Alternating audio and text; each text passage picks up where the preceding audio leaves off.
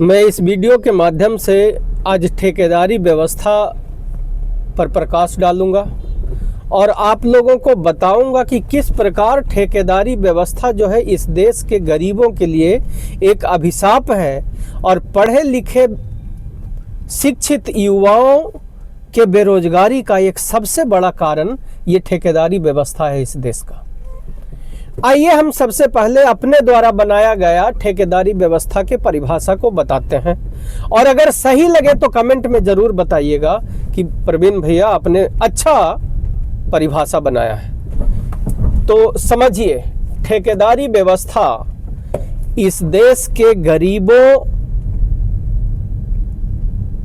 के नौकरी, रोजगार और हक अधिकार को मारकर चंद लोगों को फायदा पहुंचाने की व्यवस्था को ही ठेकेदारी व्यवस्था कहते हैं। आइए समझाता हूं कैसे।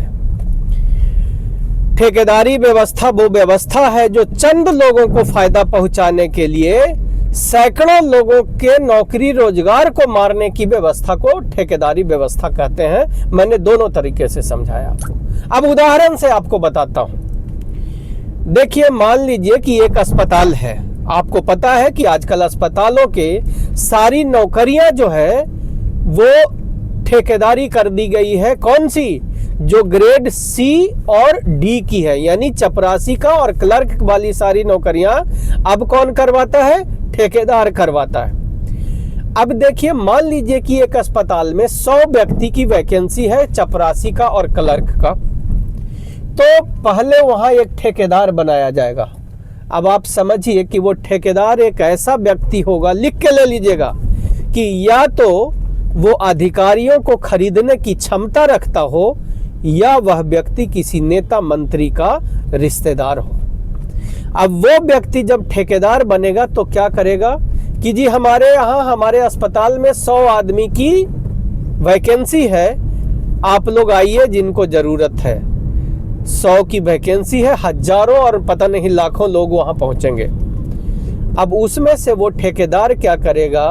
कहेगा कि जो लोग क्लर्क के पोस्ट पर 1 लाख रुपया मुझे घूस दोगे और जो चपरासी के पोस्ट पर मुझे 50,000 रुपया घूस दोगे, हम उसको ही नौकरी में रखेंगे। अब इतने लोग तो मिल ही जाएंगे, जो मजबूर हैं वो उसको रुपया देंगे, यानी 1 लाख रुपया और 50,000 रुपया दे करके आप चपरासी और क्लर्क बनते हो।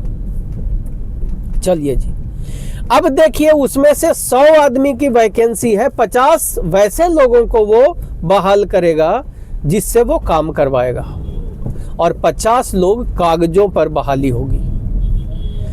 और इन 50 लोगों से 100 लोगों का काम करवाया जाएगा और अगर इनकी सैलरी बनती है मान लीजिए कि 20,000 रुपया, तो इनसे 10,000 रुपया में काम करवाया जाएगा।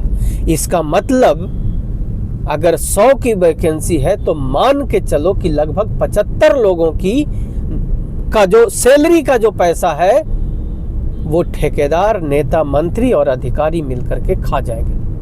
इसका मतलब ये हुआ कि अगर आज इस देश में शिक्षित बेरोजगार युवा घूम रहे हैं तो उसके लिए ये ठेकेदारी व्यवस्था और सरकारों की ये मानसिकता जिम्मेदार है। मेरी बात गलत लगे तो कमेंट में जरूर बताइएगा और सही लगे तो इस वीडियो को ज्यादा से ज्यादा लाइक, शेयर और सब्सक्राइब कीजिएगा। अब लोग मुझे कहते हैं कि प्रवीण भैया आपके इस वीडियो बनाने से क्या हो जाएगा। सुनिए क्या हो जाएगा मेरे वीडियो बनाने से। भाई साहब, जब तक इस वीडियो की रीच जो है 2, 4, 10, 500 आदमी तक रहेगा, कुछ नहीं होगा।